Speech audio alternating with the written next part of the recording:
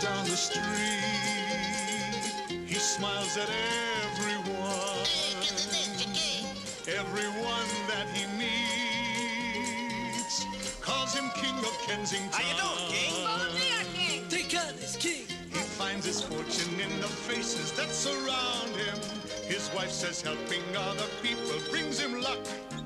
But then his mother tells a slightly different story. He's the only king around without a buck. He's a man among men, the people's champion.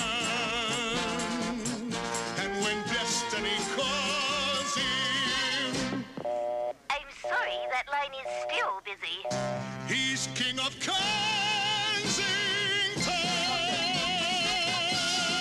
Mrs. Whibley, if you have any problems, you let me know, huh? Later. Al? Yeah, I know you've been a barber 35 years, but times change. Get yourself a hairdryer and do some styling. No, you don't have to change your name. Pierre is no good.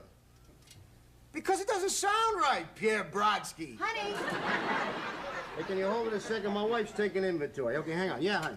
4 dozen baggies. 4 dozen baggies. Larry, why Yeah. don't we carry 2 dozen ashtrays that say souvenir of Palm Springs, California?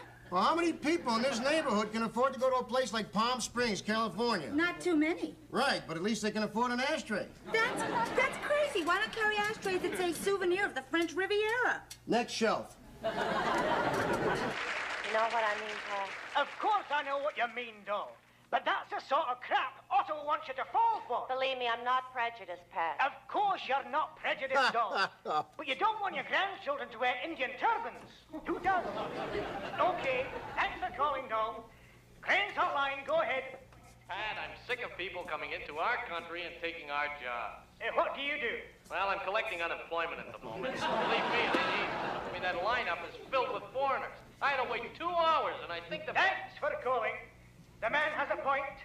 Why let them in if they're just going to collect unemployment insurance? The number to call, 466-2400. Hi, King. Hey, King, who you like in the 6th race? Raquel's twin? Exhibition Park. Here, they claimed him for dog food. Come on. Hey, Duke, if he's that desperate to lose, take his money. How much? Put your money where your mouth is. Come I'll on. put my money where your mouth is. Hey, come on, you guys. Come on. You want to play? Go to the club. I'm a fourth Hey, who do you like in the night? Canadian. Dainty Welcome Daisy. to the country, Dainty doll. Daisy. But seriously, I honestly don't believe anyone could question either Show my me. genealogy. And what I'd like to know is, what contribution, if any, have the immigrants made to this country in the past 25 years? Other than creating a mess with their overcrowding. Well, yes, for example. Take the Italians. Ashby. My goodness. Aye. They came from their little villages in Italy, and what really have they done for this country? Porca miseria, what have we done for this country? If they're from Jamaica, you can't understand a word they're saying. Give me that phone. I go tell you something she go You know understand. what it boils down to? I don't like feeling like a minority in my own country, Pat. Well, why don't you go somewhere else, doll? Of course you don't know. Thanks for calling. What's the number? The number to call is 466-2400, and we'll be right back after this message. Hey, Have you ever mister. seen a crimson crested I'm telling you, you won't get through. It's ringing. It's ringing. Hey, you tell him about the tower juke. Oh, no, not me. No, when I get mad, I curse. And when I curse in Italian. Hello.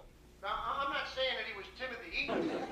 I guess what I'm trying to say is that immigration has made At the taxpayer's expense. economic, social, and cultural development has been shaped by immigration. And I, for one, am proud to have had parents immigrant parents, with the foresight and the common sense to come to Kensington.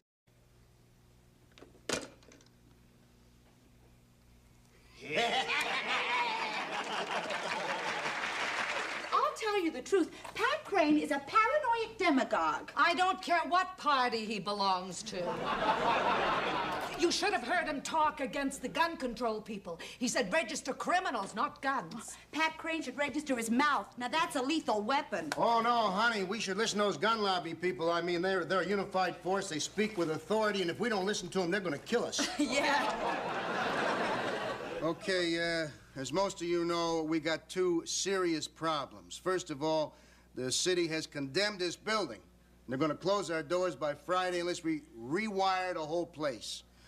Now, Flaherty and Son Electrical Contractors have offered us a very fair price of $828. The chair will entertain any suggestions on how to raise $828 by Friday. How about a Monte Carlo night? Yeah, roulette wheels, blackjack, the whole works. No.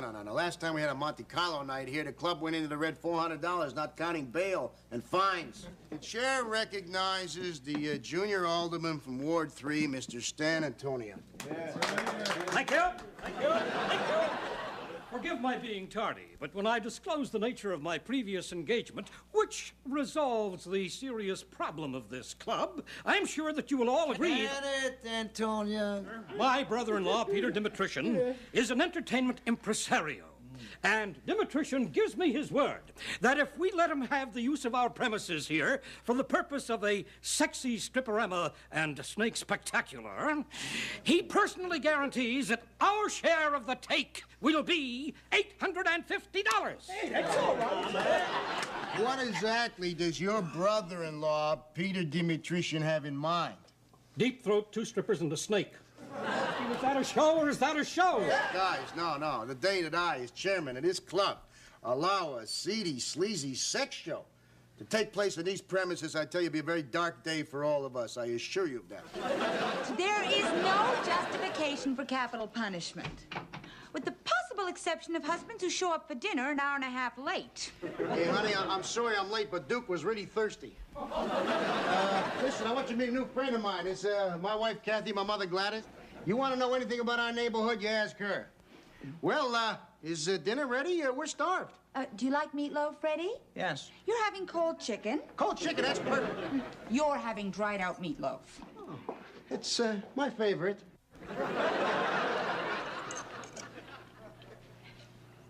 So after living so close together, coming over on the boat, we decided to look for a place where we could live close together on the street. They call that a ghetto, Ma. They didn't live here. I used to be a they. You still are. How long do you have to live here to become ethnic? I never had any problem. Well, from what you folks have told me, Kensington seems like a very nice place to live. Oh, it's a great place to live, right? Yeah. If you don't mind living with a rusty ice pick through your heart and a daughter-in-law who doesn't care. What are you talking about? The rising crime rate in the neighborhood. Oh, the rising crime rate. Come on, you've been watching too much television. It's not easy running a small business. Freddie's not in business, Ma. He's thinking of starting some kind of community project. That's why he came to me. You want a good project, do something to prevent the crime rise. Well, that's what I'm hoping to do, Mrs. King. Oh, that's wonderful, Freddie. So what are you going to do? Going to open a halfway house for ex-convicts. There's just one thing, Freddie. We don't want those people here. Ma, people can change. What would you do if I told you that I've spent a lot of time in prison myself? I'd ask you if you were the warden, and I'd keep my fingers crossed. I'm an ex-convict. You're kidding. Well, isn't that interesting? What did you do? Who cares what he did? You know, people can change. He came to me for help, and he's gonna get it.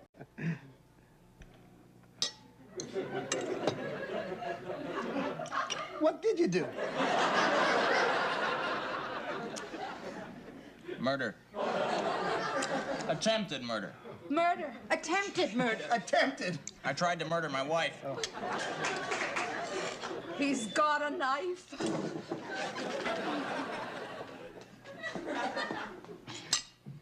Should I go?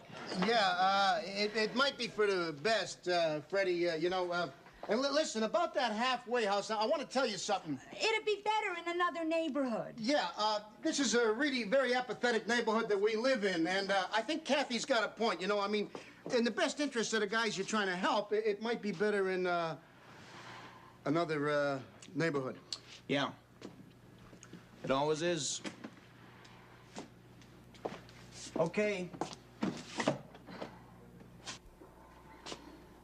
Look, either I'm rehabilitated or I'm not. I just happen to believe I am. A halfway house helped me. I just want to help some other guys the same way, and from what I'd heard, I thought you, Hey, listen. I'm sorry. Thanks for dinner.